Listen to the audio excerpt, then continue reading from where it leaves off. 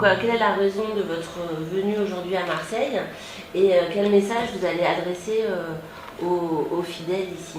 Կարողեմ իմանալ, որ նպատակը ձեր այցելության Մարսել եւ ինչ ուղերձ պիտի ուղարկեք հայ հավատացյալներին։ Անշուշտ մենք Ֆրանսիայում ենք գտնվում, Ֆրանսիա-հայոց թեմի կողմից եւ նրան օրենտիր առաջնորդի, մեր սիրելի հոգեվոր եղբոր Այր Գրիգորի։ Nous sommes en France sur l'invitation du primat des Arméniens de France, qui a été élu récemment, et donc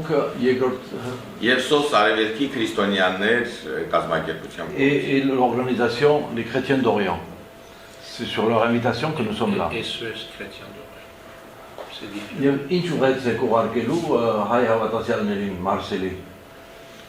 Անշուշտ առաջնորդի ուղեկցությամբ մենք եկել ենք Մարսել նախ ծանոթանալու տեղի հոգևոր պատմամշակութային հուշարձաններին եւ նաեւ հանդիպել հայ համայնքի հետ։ Մարսելը մեզ համար շատ կարեւոր մի համայնք է հայ եկեղեցու համար եւ այստեղ դարեր շարունակ մեր եկեղեցին իր հայանպաստ աստվածահաճո առաքելությունն է իրականացրել։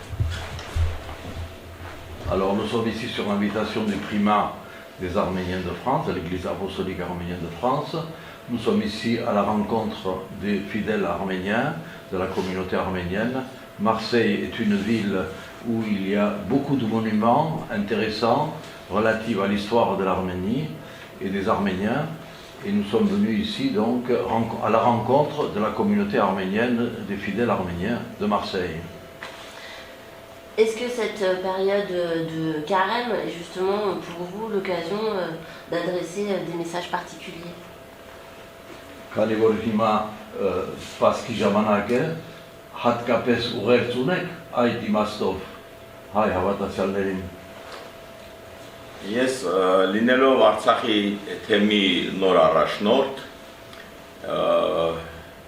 ուղերձ ունենք Արցախի թեմից, որ միասնական աղոթքը շատ կարևոր է այս պահին մեր բոլոր հայության համար, ովքեր հաճախում են եկեղեցի, ովքեր չունեն հնարավորություն հաճախելու, բայց այդ միասնական աղոթքով, որ մենք կարողանանք այսօր հայության համար շատ դժվար օրհասական պահին Աստծո ողորմությամբ եւ սիրով առաջնորդել մեր փրկական նավը հայոց աշխարհի։ Alors, nous sommes ici pour faire une prière commune avec tous les fidèles arméniens de Marseille. Et je suis le primat du diocèse de l'Artsakh qui a été élu récemment. Et par conséquent, ensemble, nous allons prier pour notamment relative à la situation difficile des Arméniens, notamment de l'Artsakh, qui vivent une période très difficile de leur histoire. Justement, est-ce que vous pouvez me parler un peu de cette situation? Le ministère des Affaires étrangères arménien a dénoncé la semaine dernière une invasion. Voilà, est-ce que vous pouvez me parler de la façon dont vous vivez cette situation? Անցյալ շաբաթ Հայաստանի արտաքին գործերի նախարարը խոսեց, թե որքան դժվար է վիճակը Արցախում եւ հատկապես սահմանում Արցախի։ Այդ մասին կարող եք ասել ձեր կարծիքը։ Անշուշտ վերջին պատերազմից հետո, եռակողմ ստորագրությունից հետո Հայաստան, Ռուսաստան եւ Ադրբեջան, Ադրբեջանի կողմից չի պահպանվել ոչ մի կետ։ Եվ այսօր Ադրբեջանը փորձում է ամեն կերպ հայաթափել Արցախը։ Դա կլինի հոգեբանական տերոր, դա կլինի մարդասիրական տերոր, դա կլինի ֆիզիկական տերոր։ Բոլոր հոգեբանական ճնշումները ի գործ է դնում, որպեսզի Արցախը հայաթափի, եւ կարծում եմ արտգործնախարարի խոսքը եւ մեր ժողովրդի այսօրվա վիճակը վկայում են դրա մասին։ Alors, après la guerre des 44 jours, il a été une signature tripartite entre la Russie, l'Azerbaïdjan et l'Arménie. Cependant, l'Azerbaïdjan ne respecte pas les accords du 9 novembre 2020, et donc à tout prix, les autorités de l'Azerbaïdjan essayent de faire pression sur la population de l'Artsakh afin que la population s'en aille et que la région se vide d'Arméniens. C'est leur objectif principal. Il y a aussi la pression sur les populations, justement, quant au manque de gaz, puisqu'il y a eu, on a privé la population de gaz. Quelles sont les conséquences humaines, justement sur le chauffage, etc., sur ces populations? Իմացանք, որ անցյալ շաբաթ Ադրբեջանը զրկեց Արցախի բնակչությանը գազից, գազը կտրվեց, եւ որոնք են այդ հանգամանքները եւ ինչպես ազդեց դա բնակչության վրա, Արցախի բնակչության վրա։ Ասեմ ձեզ, որ գազը դա այդ օրինակներից մեկն է։ Ես նշեցի, որ տարբեր ձևաչափերով է Ադրբեջանը փորձում ճնշել։ Եթե մենք դիտարկում ենք գառնանացանի ժամանակ խանգարում է, որպեսզի մեր աշխատավորները սերմը գցեն հողը։ Աշնանացանի կամ բերքը հավաքի ժամանակ խանգարում է, որպեսզի բերքը հավաքեն, դա զուտ իրենց կենցաղը, հանապազորյա հացը վաստակելու։ Եվ ինչու՞ չէ, նաև մեքենաներով, բարձրախոսներով մոտենում են հայկական սահմանամեծ գյուղերին եւ այսպես ասած երաժշտություն են դնում եւ հայերեն խոսք են ուղղում մեր բնակչությանը, որպեսզի այնտեղ չապրեն, նաև նամազի էլեմենտներ են ավելացնում։ Սրանք ձևեր են, լծակներ են, որպեսզի Արցախը նորից եմ կրկնում հայաթափեն։ Այս ձևաչափով անշուշտ ընկճել Արցախին, այն ժողովրդին, ովքեր տեսել են բազում պատերազմներ եւ կարճած են իրենց ցողից, հնարավոր չէ։ Ըստ իս կարծում եմ մենք պետք է ավելի համախմբված եւ նպատակային կառուցողական, այսպես ասած, ուղղվածությամբ մեր գործը առաջ տանենք։ Le gaz est un exemple seulement. En réalité, il y a une pression permanente sur la population et les villageois qui se trouvent non loin de la frontière. On empêche les villageois de travailler dans les champs, ils attaquent même les outils agricoles, les tracteurs, etc. Et donc, avec des haut-parleurs, ils s'adressent à la population, ils mettent des prières musulmanes ou alors de la musique azérie, afin de montrer à la population, paysanne notamment, qu'ils ne sont pas chez eux, et c'est une manière de faire pression. Mais cependant, la population arménienne de l'Artsakh tient bon sur ces terres, et rien ne peut les décourager pour quitter leur pays ancestral. Peut-être vous pouvez répondre aussi, quel est le regard que vous posez sur la situation en Ukraine? Est-ce que vous avez un message particulier à faire passer sur la situation ukrainienne? Attendez,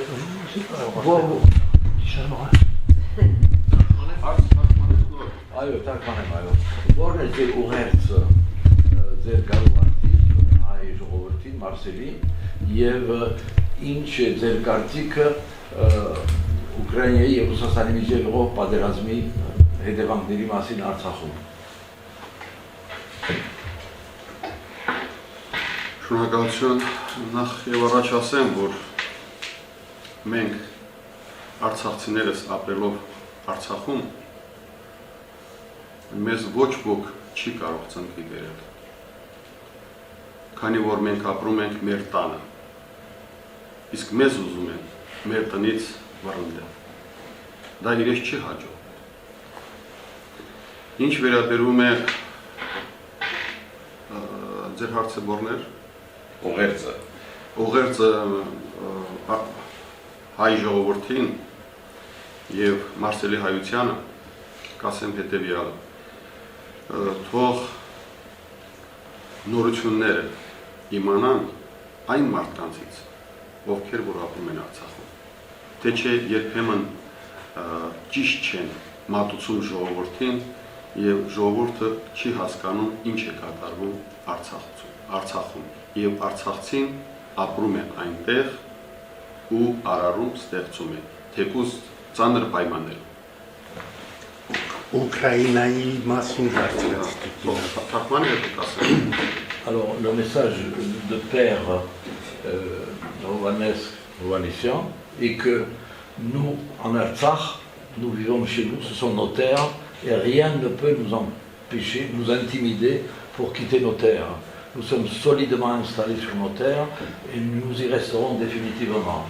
Le message est le suivant par rapport à sa visite, c'est que la communauté arménienne de la diaspora est loin de l'Artsakh, donc nous vivons sur nos terres et nous sommes venus présenter la situation telle qu'elle est, parce que nous sommes ceux qui vivons quotidiennement la vie là-bas. Donc il y a souvent des nouvelles des fake news comme on dit, hein, et par conséquent leur présence ici est celle de gens qui habitent sur la terre et qui sont les premiers témoins de la situation qui est celle de la population de l'Artsakh. Ինչ վերաբերում է Ուկրաինա-Ռուսաստանի պատերազմի մասին, ես կասեմ հետևյալը, որ մենք 90-ականներից գիտենք պատերազմի դառապտողները եւ մենք աղոթում ենք առ Աստված, որպեսզի այդ պատերազմը գտնի իր լուծումը ավելի շուտ, մեկ վայրկյան շուտ գտնի իր լուծումը եւ մարդիկ խաղաղության պայմանագիր կնքեն։ Խաղաղությունը ամենից կարևորն է մարդու համար։ Pour ce qui concerne la guerre entre la Russie et l'Ukraine, je dois dire que nous, la population de l'Artsakh, nous connaissons très bien les dégâts posés par la guerre et nous le vivons en permanence depuis des années. Par conséquent, notre souhait est qu'il y ait une signature de la paix entre la Russie et l'Ukraine et que la paix règne entre ces deux pays. Cela sera profitable aussi pour la population de l'Artsakh. J'ai une autre question. Vous avez été grand aumônier des armées. Est-ce que aujourd'hui cette fonction vous a servi, vous a donné des enseignements pour le futur et quels sont-ils éventuellement?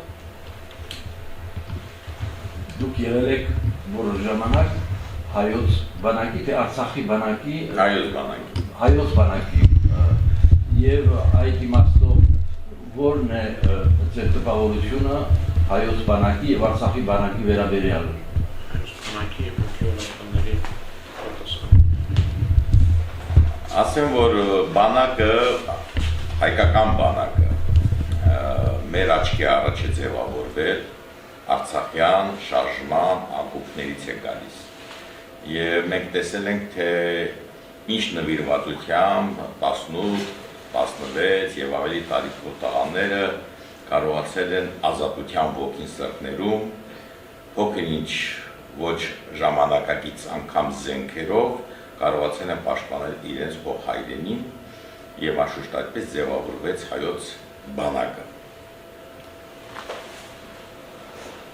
Je dois dire que l'armée arménienne a été formée avec le mouvement de l'indépendance de l'Artsakh il y a déjà plusieurs décennies et que des jeunes de 18 à 20 ans sont des personnes dévouées qui constituent l'armée arménienne et de l'armée de l'Artsakh qui sont prêts à défendre leur terre ancestrale. Նաև նշեմ, որ 97 թվականից հայոց բանակում գործում են նաև հոգևոր առաջնորդությունը, գնդերեցները, որոնք իրենց քարոզչությունն են բերում հայոց բանակում զինվորներին եւ սպաներին, կենթանի Աստծո խոսքը քարոզելով իրենց, որպեսզի նրանց զենքը ուղղված լինի միայն ու միայն պահպանելու այն տարածքը, որտեղ ամրագրված է մեր պետականությունը եւ անշուշտ խաղաղությունը պահպանելու համար։ Ես որպես նախկին ոգևոր առաջնորդ հայոց բանակի, անշուշտ ինձ համար այսօր ավելի հեշտ է Արցախում իմ հոգևոր ծառայությունը մատուցել այնքանով, ինչքանով ես հասկանում եմ ինչ է հոգևոր եւ ֆիզիկական անվտանգությունը մի ժողովրդի, որը ցանկանում է ազատ եւ անկախ ապրել։ Alors, depuis 1997, il a été formé des prêtres qui mènent une action spirituelle au sein de l'armée pour mieux comprendre le patriotisme arménien et de l'Artsakh. Et donc, ce sont des gens qui sont prêts à défendre le territoire arménien. Lui-même, il a été donc le primat des armées arméniennes, et à ce titre, il connaît très bien le problème, et il a dirigé donc ce travail spirituel des Arméniens, des prêtres, à l'égard de l'armée arménienne. Et vous-même, dans les années 80, vous avez été dans l'armée, justement l'armée soviétique. Est-ce que vous pouvez me parler de cette période-là? Ութսունական թվականներից եղել եք դուք սովետական բանակում։ Կարող եք այդ մասին ինչ-որ բան ասել, ինչ հիշատակ ունեք կամ ինչ տպավորություն ունեք։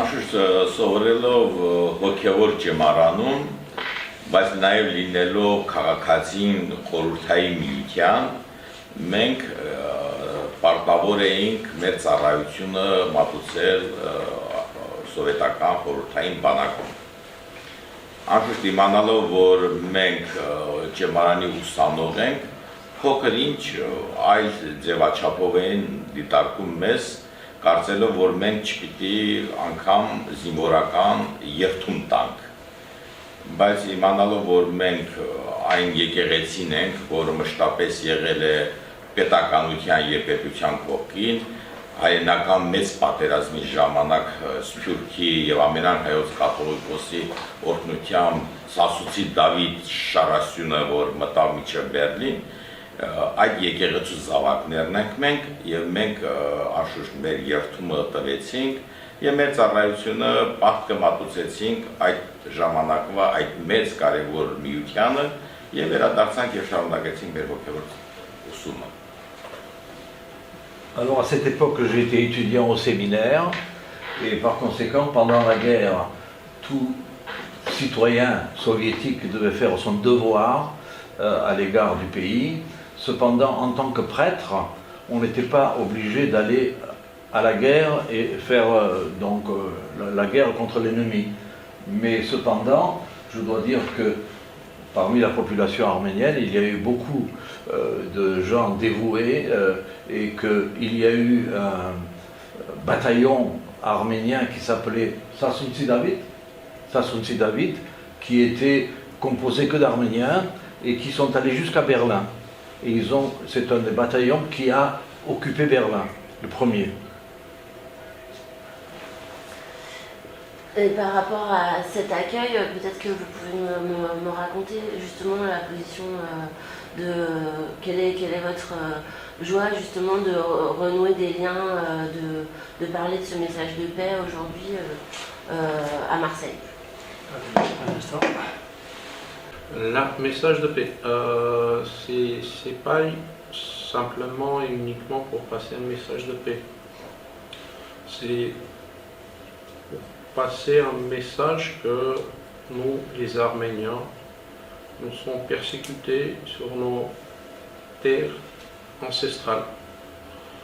Et les Arméniens vivaient depuis un temps, si vous voulez, éternel, sur ces terres. Et aujourd'hui, c'est revendiqué par un État qui existe à peu près à peine 100 ans, pas plus. Et aujourd'hui, on parle beaucoup de droit international des États, mais personne ne parle des droits de l'homme ou de démocratie. Aujourd'hui, on parle de la guerre en Ukraine, on parle que les gens sont assassinés et personne ne parle des Arméniens qui vivent en Artsakh et qui sont aussi persécutés. C'est la venue de Monseigneur Vertanes et Père Rovanes. Le but c'était pour que les Arméniens et aussi les Français sachent que en vivant sur nos terres ancestrales, on est persécuté. Et on est persécuté aussi parce qu'on est chrétien. Et message de paix, il faut qu'on passe partout dans le monde que le vrai valeur, c'est l'homme. Et comme Christ nous a enseigné, il est venu sur ce monde pour nous sauver, chacun de nous. Et aujourd'hui, je vais me répéter encore une fois, on est persécuté, assassiné parce qu'on est chrétien et on vit sur nos terres ancestrales. Je vous remercie de nous avoir consacré un peu de temps. Sono una religione,